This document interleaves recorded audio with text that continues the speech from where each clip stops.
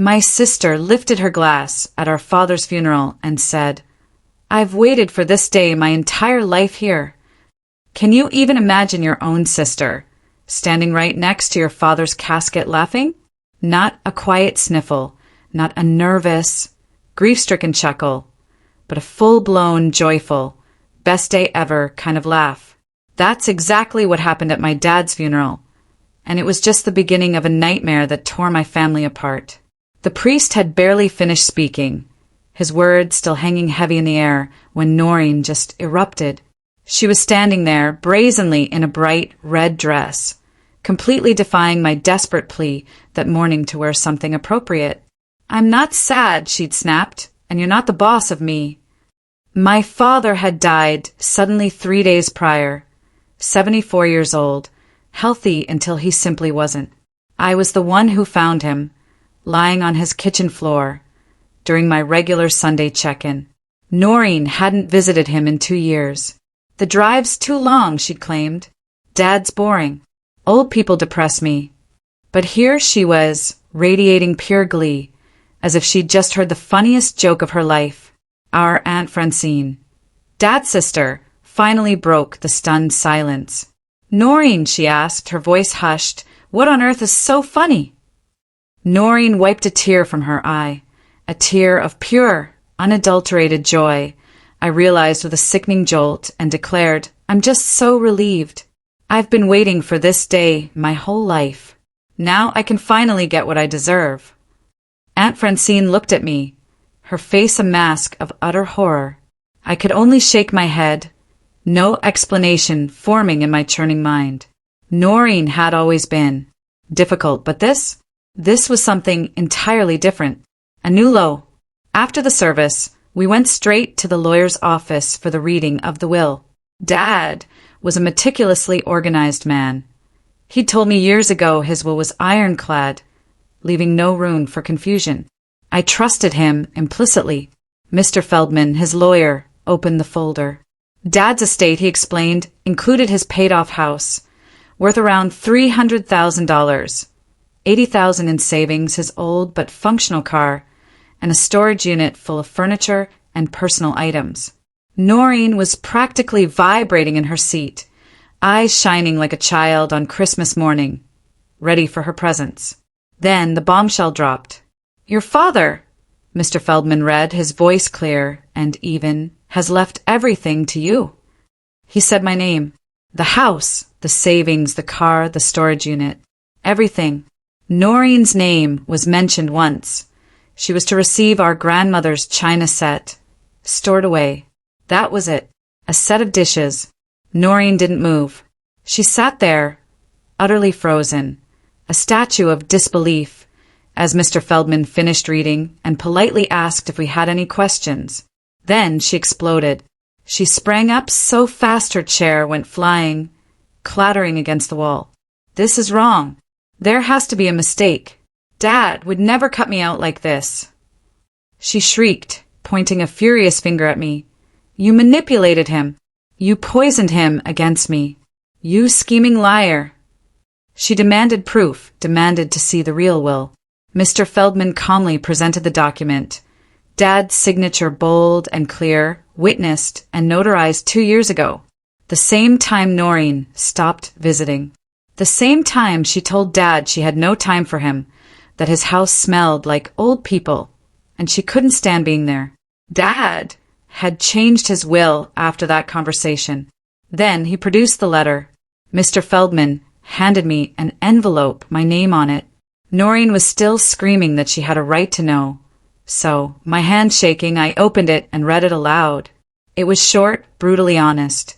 Dad loved both his daughters, he wrote, but love and inheritance were different. He recounted how I'd been there every single week for 15 years. Doctor's appointments, bills, sitting with him when he was lonely. And then he wrote about Norine. 2 years ago, during an argument about her absence, she'd told him straight to his face that she was just waiting for him to die so she could have his money. He remembered. He was giving his estate, he concluded, to the daughter who wanted him, not the daughter who wanted his money. Norine snatched the letter from my hands, her eyes scanning it again, as if the words would somehow magically rearrange themselves if she stared hard enough. Then, with a guttural growl, she tore it to shreds. Mr. Feldman, without a word, pressed a button on his desk phone. Security. Norine, still clutching the torn pieces, looked at them, then at me. Her face contorted from shock to pure, unadulterated fury. "You're a manipulator!" she shrieked, her voice hoarse. "You isolated Dad! You spent 15 years poisoning him against me, you conniving snake, pretending to care just to steal his money." I sat there, paralyzed, my hands trembling uncontrollably in my lap. I wanted to defend myself, to shout back, but no words would come. Mr. Feldman, bless him, stepped calmly between us, a quiet barrier against her rage. He calmly informed Norine that destroying the letter changed nothing. He had copies, and the original was on file with the court. She threw the scraps at him. They scattered across his polished desk and onto the floor. "I don't care about copies. The will's fake. You forged his signature," she railed. Just then, a security guard appeared in the doorway, a large man in a dark uniform.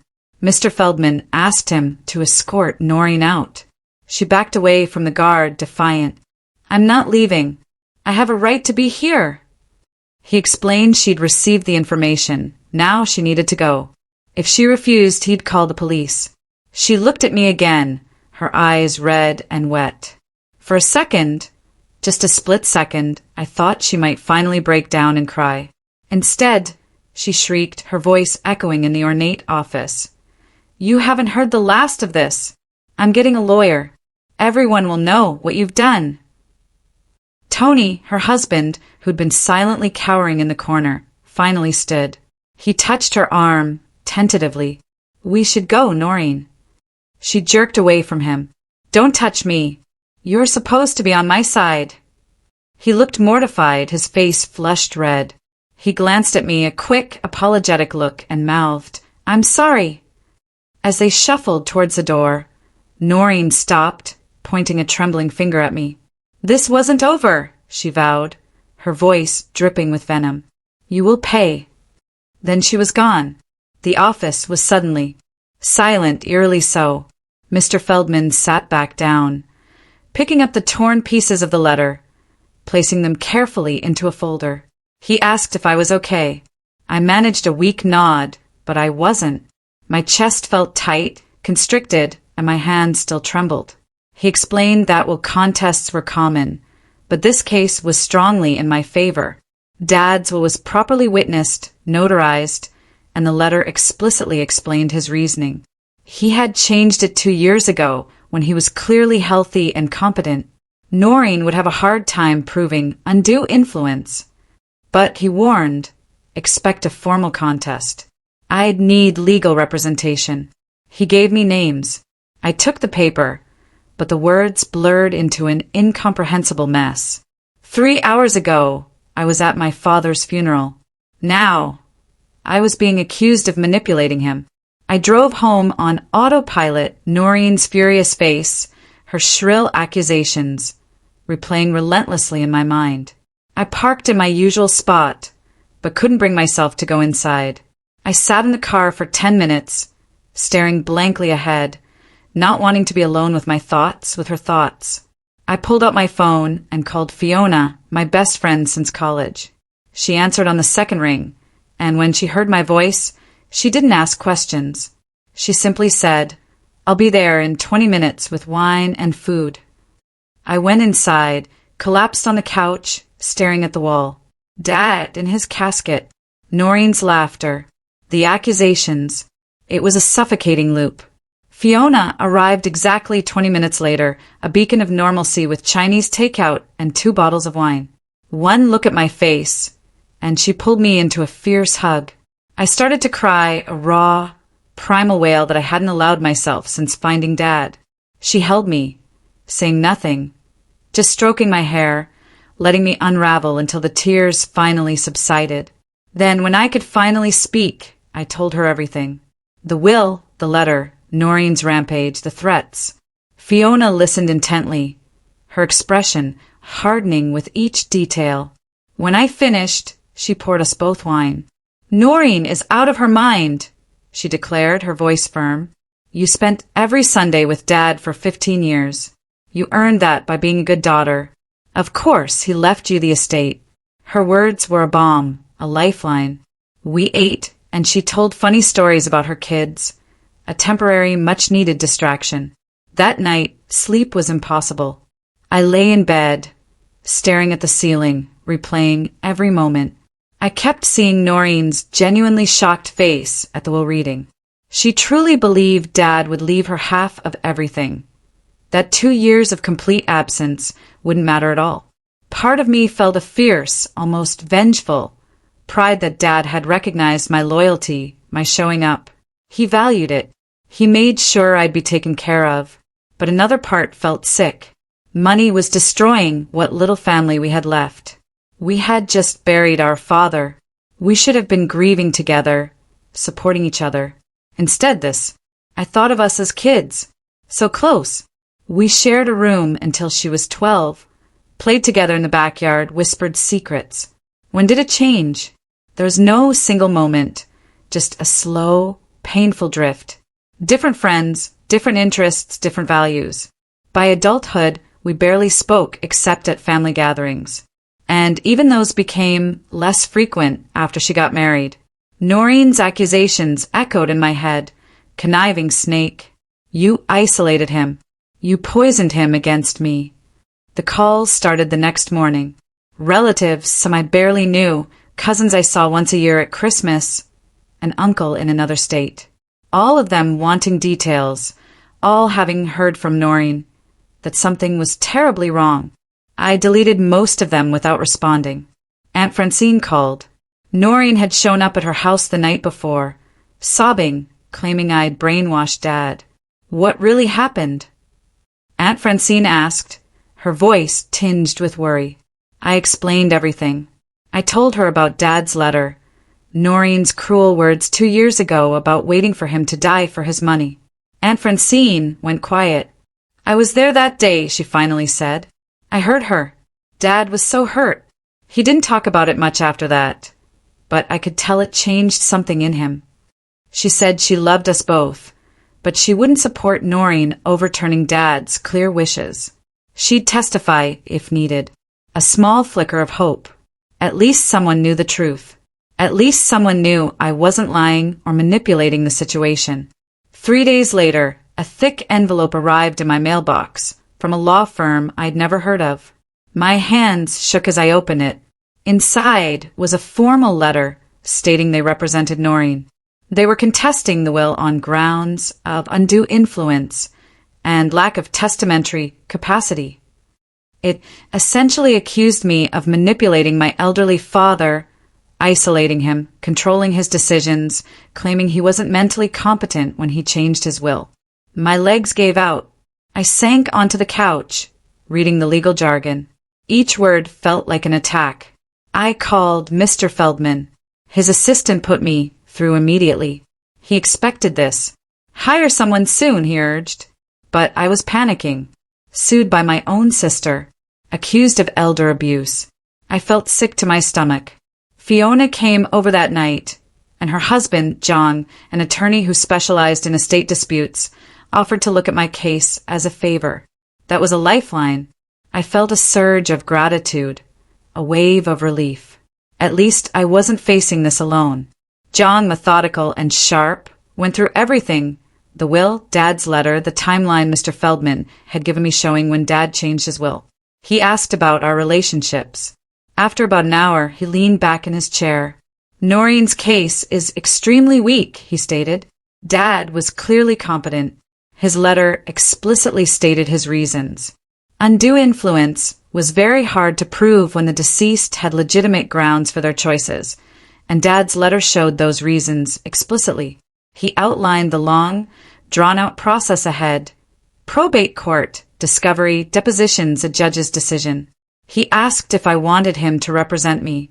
"Yes," I said without hesitation. His fees would be a family discount.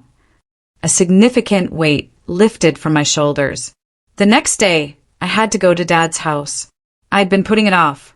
The driveway, where I'd parked every Sunday for 15 years, felt heavy with absence. The small blue ranch house. He'd lived there 30 years, raised us there. I used my key. The house smelled exactly like Dad. His coffee, his aftershave, the wood polish he used on his furniture, his reading glasses on the side table, his newspaper folded on the couch, his coffee mug from the morning of his stroke still in the sink. I walked slowly through the rooms, memories flooding me, a painful torrent. The living room where we watched TV, the kitchen where he taught me his mother's soup, his bedroom where I found him. I collapsed onto the couch, the same one where we'd talked every week, and I cried. Harder than at the funeral. I cried for him, for the memories lost, for Norine making it all about money when we should have been grieving together. I cried until I had no tears left. Aunt Francine arrived around noon with sandwiches and water, a silent understanding passing between us. She said other family members remembered Norine's cruel words, even calling Dad a burden. More confirmation, bolstering my resolve. 2 weeks later, Norine's lawyers sent their discovery requests. Pages and pages. 15 years of my financial records. Phone logs. Every interaction with Dad. Every check. Calendar entries. Bank statements. It felt invasive, insulting. They were digging for dirt, trying to prove I was a manipulator. John called it a fishing expedition. He said it was normal, but it still felt like a violation. I spent days compiling everything, showing 15 years of showing up, of caring. I hoped it would be enough. Then my phone rang, a nervous, uncertain voice. My name is Maya and I'm Norine's daughter. I hadn't seen Maya since she was maybe 6. She was sorry about Grandpa. She felt weird about everything. Her mom always said he was boring. A sharp pain pierced my chest. Grandpa wasn't boring at all, Maya, I told her, and painted a vibrant picture of the man she barely knew, the man her mother had intentionally kept from her. We talked for 20 minutes, a small, fragile connection forming. She asked to talk again. Of course, I said, giving her my number. After the call, I sat there, staring at my phone, realizing how much Norine had stolen from her own daughter, from Dad, from our family. The next day, John showed me Norine's financial disclosures. 3 months behind on their mortgage. Over $40,000 in credit card debt. Their car about to be repossessed. Her lawyer was arguing she was counting on the inheritance. John leaned back. This actually helps our case, he said, a grim satisfaction in his voice. It showed her motivation wasn't about Dad's competence, but pure financial desperation. Judges don't like people trying to overturn wills because they're in debt. It made her look opportunistic. Tony approached me at a coffee shop a few days later, looking tired, older than I remembered. He apologized for Norine, for everything. He explained their desperate situation, how Norine had convinced herself Dad would save them. He understood why Dad made his choice. He'd tried to get her to visit, but she always had an excuse. He squeezed my hand. I'm sorry for everything. That conversation haunted me. I understood financial desperation, but I couldn't understand treating people badly because of it. I called John. Could I settle? Offer her some money? Maybe $30,000, $40,000? Enough to help, but not half. John warned me. Giving in to a baseless contest set a bad precedent. It rewarded Norine for bad behavior, for tearing up Dad's letter, for her accusations. It ignored Dad's clear wishes. Do you really want to ignore Dad's clearly stated wishes just to avoid conflict? He asked. I had to think about that. I went back to Dad's house. Empty. I found photo albums in the hall closet. Norine and me as kids. Sandcastles. Halloween. Arms around each other. We used to be so close. When did we grow apart?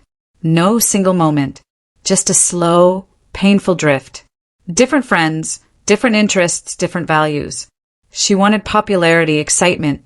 I wanted stability, family. She showed up for herself. I showed up for family. The old pictures made me profoundly sad. Sad for those two little girls, unaware they'd one day fight over their father's money. 3 weeks later, Norine's lawyer pushed for an expedited hearing, claiming financial hardship. Zhang explained it was a weak tactic. We met at the courthouse. The judge, a sharp woman in her 60s, heard Norine's lawyer plead their case. Then Zhang calmly countered, pointing out Norine's debt predated the will. The judge, having reviewed Dad's will and letter, saw through it. Motion denied. Trial set for 4 months later. As we left, Norine's voice behind us, shrill and accusatory. You're hiding behind lawyers because you know what you did was wrong. Something inside me snapped. I stepped around Zhang, my voice surprisingly steady. I was there every single week for 15 years while you couldn't be bothered to call. I spat, the words finally erupting, a dam breaking. Dad made his choice based on our actions, not my manipulation. You told him to his face you were waiting for him to die so you could have his money. And now you're mad that he remembered. Norine's face turned crimson. She started to retort, but her lawyer quickly grabbed her arm and pulled her away. Zhang put his hand on my shoulder, guiding me towards the exit. My hand shook, but this time it was from a strange, exhilarating mix of anger and liberation. That confrontation left me shaking and upset for days afterward. I hated conflict. I'd spent my whole life trying to keep peace. But Norine's blame, her absolute refusal to take responsibility for her own choices, had pushed me to a breaking point. Fiona found me one evening, a wreck. You didn't start this fight, she reminded me gently. Norine did. By laughing at Dad's funeral, by contesting a clear will, by accusing you of elder abuse. You've done nothing wrong except be a good daughter. She asked why I was taking responsibility for Norine's feelings when Norine never took responsibility for anything. She was right. I was tired. Fiona convinced me to see a therapist. The therapist listened patiently. I cried, admitting my guilt for feeling relief about the inheritance, my fierce anger at Norine. Both feelings are completely valid, she said. The inheritance, she explained, wasn't really about the money. It was Dad's validation. He wasn't punishing Norine. He was rewarding genuine love and care. My actions over 15 years showed him he mattered. Norine's absence showed him she only cared about his money. You don't have to feel bad, she gently asserted. That guilt isn't honoring Dad's memory. I made another appointment. 2 months after the funeral, Zhang called with surprising news. Norine's lawyer had withdrawn from her case. She couldn't pay. Estate litigation was expensive, and she just didn't have the funds to keep fighting. A weird mix of relief and profound sadness washed over me. Relief because the legal pressure was finally easing, but sadness because it highlighted just how truly desperate she was, how much she had been counting on Dad's money to fix everything. Zhang asked if I wanted him to reach out about settling now. No, I said. Let's see what she does next. 3 days later, an email from Norine. 2 a.m. We need to talk. I opened it, my heart pounding. It was a long message, a raw, rambling confession. Part apology, part explanation. She admitted she was jealous of my close relationship with Dad.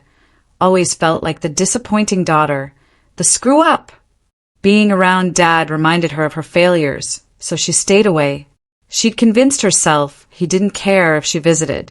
She admitted saying those terrible things during the argument, angry and stressed about money. She understood why he changed the will. She was sorry for everything. I reread it 3 times, trying to decipher my own feelings. Part of me was angry. The apology felt opportunistic, coming only after she ran out of money. But another part finally understood the deep insecurity driving her. My relationship with Dad came from feeling needed. Hers from feeling inadequate. Neither of us was entirely right or wrong. I responded, acknowledging her feelings, but also explaining, gently but firmly, how much her absence had hurt Dad. I told her I understood her struggles, but Dad had feelings too. I set a condition. She needed to officially withdraw the will contest before any real conversation about rebuilding our relationship. 2 weeks later, a short email. She agreed. No apology for the legal fight. Just done fighting and wanting to move on. It wasn't the warm, tearful reconciliation I'd hoped for, but it was a step. Zhang filed the paperwork. For the first time since the funeral, I felt like I could truly breathe. The constant anxiety that had been a tight knot in my chest for months started to ease.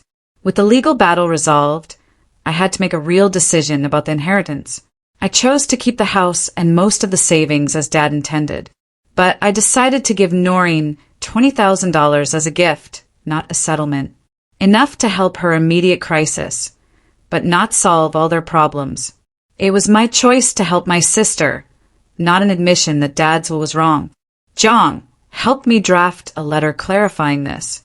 We met at a coffee shop a few days later. She looked nervous.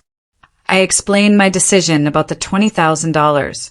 I was very clear this was my choice, not an admission that Dad's will was wrong. Dad made his decision based on our actions, I said, and I respected that completely. But I also didn't want to see her lose her house or watch Maya suffer. Norine started crying right there in the coffee shop. Thank you, she whispered over and over, genuinely humble for the first time. She admitted they needed to make major financial changes, already seeing a counselor. Then she asked, could we try to rebuild some kind of sister relationship? I felt myself getting emotional too. Despite everything, I still remembered the sister I grew up with. I'm willing to try, I told her honestly, but trust has to be rebuilt slowly over time. And I can't just forget the past few months and pretend everything's fine. She nodded, said she understood. We agreed to monthly lunches, no drama, no talk of wills or money unless absolutely necessary. Cautiously hopeful, I spent time going through Dad's storage unit, cataloging everything. Boxes of my old cards and letters to him, tangible proof of 15 years of connection. Few from Norine.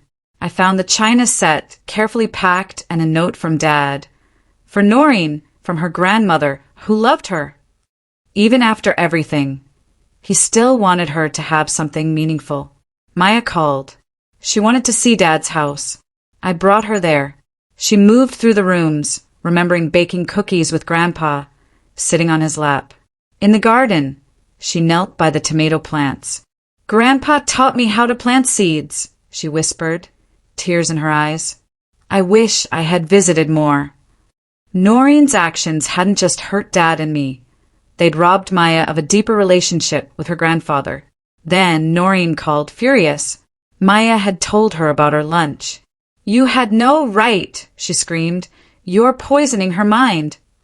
I let her yell. Maya asked to meet, I said calmly. And I wasn't going to lie to her. She deserved the truth. Norine hung up. The stress from the legal fight, the emotional roller coaster, it all started catching up to me. I wasn't sleeping well. My boss noticed my distraction. I was losing weight. Fiona came over one night and found me staring blankly. You need to talk to someone professional, she insisted. This is too much. I resisted, feeling like I should be able to handle it. But Fiona pointed out, caring for Dad was a choice I made. This legal battle was forced on me by Norine's anger and greed. Two completely different things. I finally agreed to see a therapist. The therapist listened patiently. I cried, admitting my guilt for feeling relief about the inheritance, my fierce anger at Norine. Both feelings are completely valid, she said. The inheritance, she explained, wasn't about money. It was Dad's validation. He wasn't punishing Norine. He was rewarding genuine love and care. My actions over 15 years showed him he mattered. Norine's absence showed him she only cared about his money. You don't have to feel bad, she gently asserted. That guilt isn't honoring Dad's memory. I made another appointment. 2 months after the funeral, John called with surprising news. Norine's lawyer had withdrawn from her case. She couldn't pay. Estate litigation was expensive, and she just didn't have the funds to keep fighting. A weird mix of relief and profound sadness washed over me. Relief because the legal pressure was finally easing, but sadness because it highlighted just how truly desperate she was, how much she had been counting on Dad's money to fix everything. Jong asked if I wanted him to reach out about settling now. No, I said. Let's see what she does next. 3 days later, an email from Norine. 2 a.m. We need to talk. I opened it, my heart pounding. It was a long message, a raw, rambling confession. Part apology, part explanation. She admitted she was jealous of my close relationship with Dad, always felt like the disappointing daughter, the screw-up. Being around Dad reminded her of her failures, so she stayed away. She'd convinced herself he didn't care if she visited. She admitted saying those terrible things during the argument, angry and stressed about money. She understood why he changed the will. She was sorry for everything. I reread it 3 times, trying to decipher my own feelings. Part of me was angry. The apology felt opportunistic, coming only after she ran out of money. But another part finally understood the deep insecurity driving her. My relationship with Dad came from feeling needed, hers from feeling inadequate. Neither of us was entirely right or wrong. I responded, acknowledging her feelings, but also explaining, gently but firmly, how much her absence had hurt Dad. I told her I understood her struggles, but Dad had feelings too. I set a condition. She needed to officially withdraw the will contest before any real conversation about rebuilding our relationship. 2 weeks later, a short email. She agreed. No apology for the legal fight. Just done fighting and wanting to move on. It wasn't the warm, tearful reconciliation I'd hoped for, but it was a step. Jong filed the paperwork.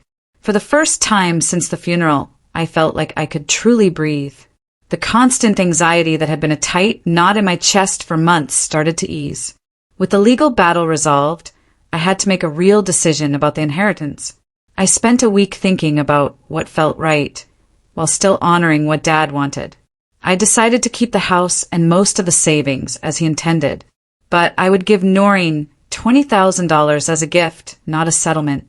It was enough to help with her immediate crisis, but not enough to completely solve all their problems.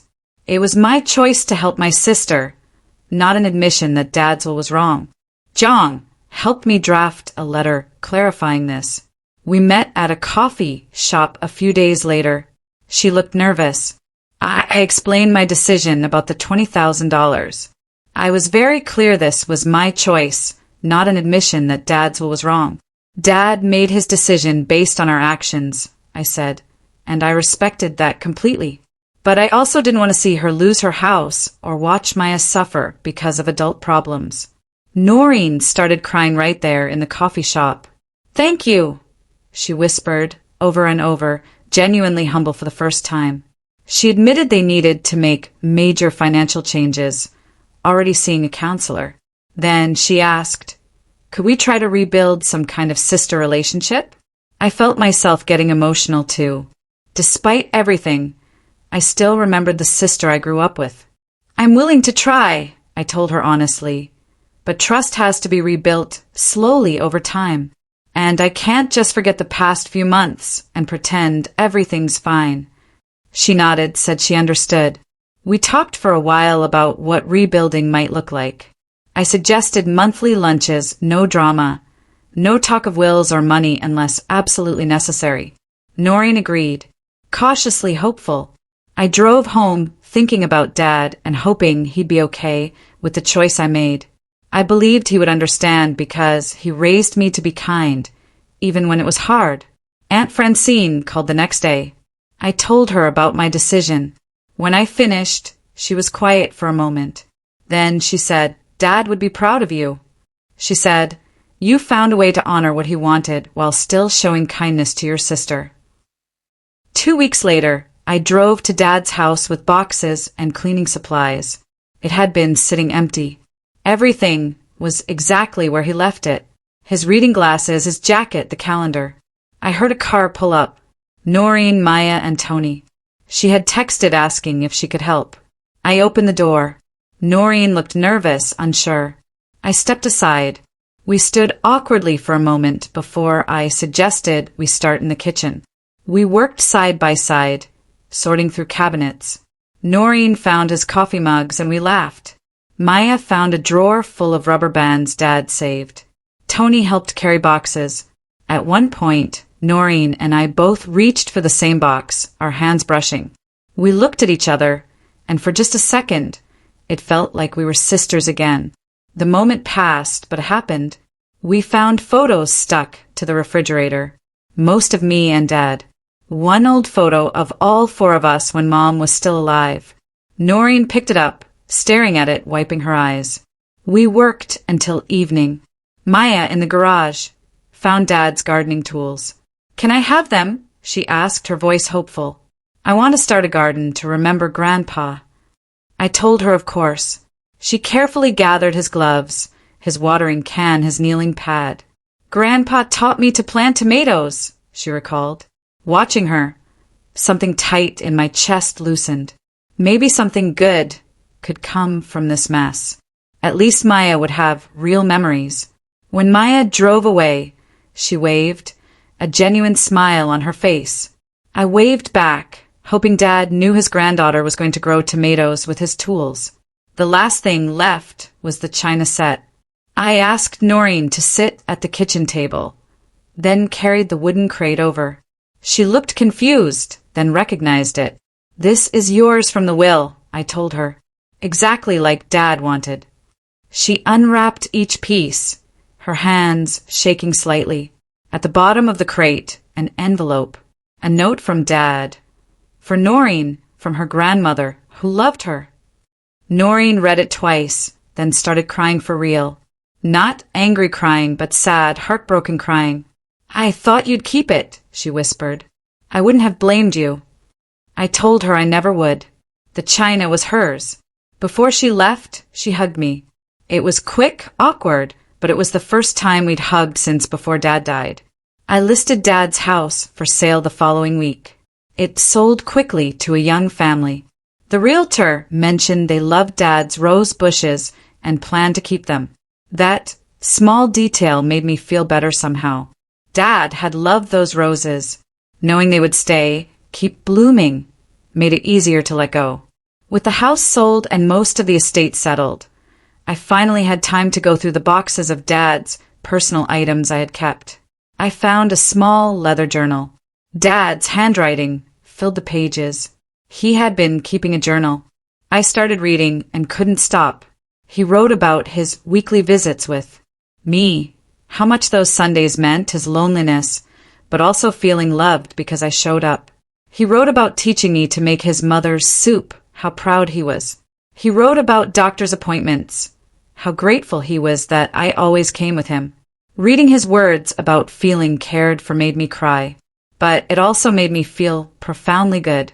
The time I spent with Dad mattered, not because of the inheritance, not because of any reward, but because it made him feel loved during the last years of his life. That was worth more than any amount of money. Our next lunch happened at the same restaurant. Norine seemed nervous. She finally put her phone away and looked at me. "I need to say something," she said, her voice small. "I've been practicing all week." I told her to just say it. She took a deep breath. She was sorry for how she treated Dad. Sorry for not visiting. For the cruel things. For laughing at his funeral. For making his death about money. For attacking me. She was wrong to contest the will. Wrong to claim I'd poisoned Dad against her, when the truth was she had pushed him away all by herself. "I was just being a good daughter," she said. "I showed up every week for 15 years while she couldn't be bothered to drive 40 minutes. Dad made his choice based on our actions, and his choice was fair. I finally understand that." The apology wasn't perfect. She stumbled over some words, cried through parts of it, but it was genuine. I could feel she meant it. I sat there for a minute, letting it sink in. Part of me wanted to stay angry, to list all the ways she had hurt me, but I was tired of being angry. Holding on to it wasn't serving either of us. I told Norine I accepted her apology. I said I knew she was going through a hard time, and people make mistakes when they're desperate. I said I forgave her. She started crying harder. I don't deserve your forgiveness, she choked out. I told her forgiveness wasn't about deserving it. It was about deciding to move forward. But I also told her our relationship would be different. Trust had been broken, and it would take time to rebuild. If she wanted to be part of my life, she needed to show up consistently, not just when she needed something. Norine nodded. She promised to keep showing up, to call, to make an effort. I told her I appreciated that, and I hoped she meant it. We finished our lunch. When we left, Norine hugged me. It lasted longer than our usual awkward hugs. She whispered thank you in my ear. 2 weeks later, Aunt Francine called. She invited me to dinner. Norine too. It would be the first family gathering since the funeral. I almost said no, but Maya texted asking if I was coming. So I agreed. When I arrived, Norine was already there, helping Aunt Francine.